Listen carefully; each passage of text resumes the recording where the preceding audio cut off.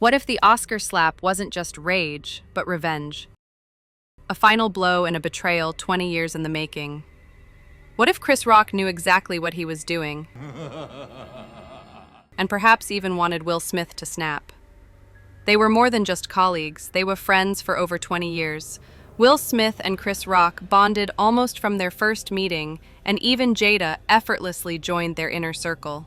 For years, these three were fixtures at public Hollywood events, often appearing together, a seemingly unbreakable trio. Yet, beneath the surface, Chris often felt like an outsider looking in. The perfect couple beside him, and he, alone.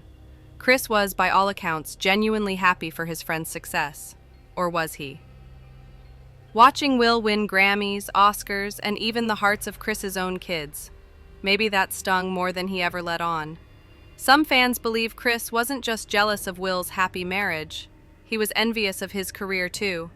After all, one was a blockbuster star, the other, just the funny guy. And his own life? It was a complete mess. It's difficult to constantly witness what you could have had if you hadn't, well, self-destructed. In his stand-up shows, Chris has repeatedly confessed to cheating on his wife, which ultimately led to his divorce. No woman, understandably, would tolerate such behavior.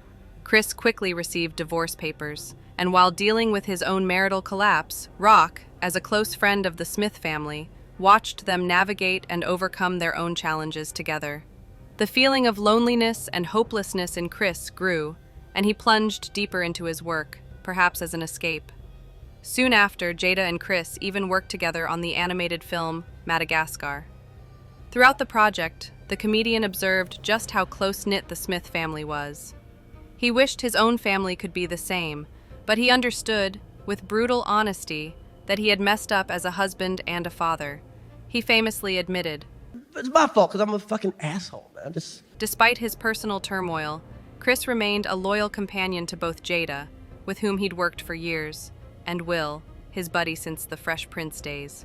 His inner struggles didn't seem to sour his relationships with the couple. In one interview, he even confessed that his daughters were simply thrilled with Willow Smith, Jada and Will's youngest child. Hey, my kids listen to your kids, too." Yeah, exactly. Yes, This clearly showed the families were extremely close. Nothing, it seemed, foreshadowed the impending storm. But who knew what Chris truly harbored beneath the surface regarding the couple and their seemingly perfect family? 2016. The Academy Awards. Chris is the host. During his opening monologue, striving to impress the audience, he decided to joke about Jada Pinkett Smith, a friend for 2 decades. It would have been fine if the joke hadn't been so blatantly crude. Jada boycotting the Oscars is like me boycotting Rihanna's panties. I wasn't invited.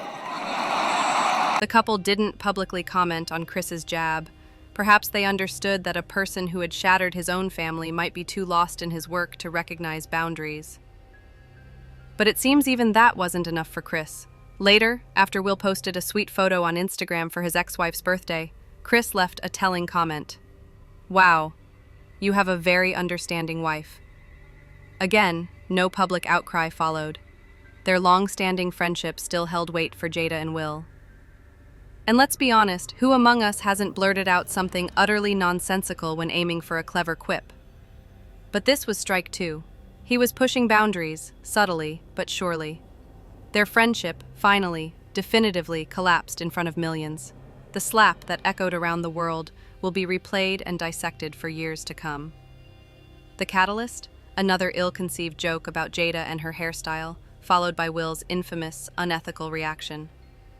G.I. Jane 2, can't wait to see it, all right? Jada had recently and publicly revealed her struggle with alopecia, an autoimmune condition that causes hair loss. It seems that another person's health is hardly grounds for a joke, especially without their consent. Of course, a bad quip is certainly no justification for physical violence, as Will demonstrated. It's almost poetic. The man who made millions laugh turned a friendship into a punchline, trading long-standing friends for a viral moment in front of the world. That's hardly dignified. And for Chris, there was a swift, undeniable payoff. After the Oscar incident, ticket prices for his shows skyrocketed, tripling if not more. So, was this just a comedian doing what comedians do? or a calculated, slow-motion betrayal? Did Chris intentionally use a decades-long friendship as leverage for a viral moment, knowing exactly how to provoke Will? We may never truly know what shattered this friendship, but one thing's certain, in Hollywood, the stage isn't the only place where performances happen.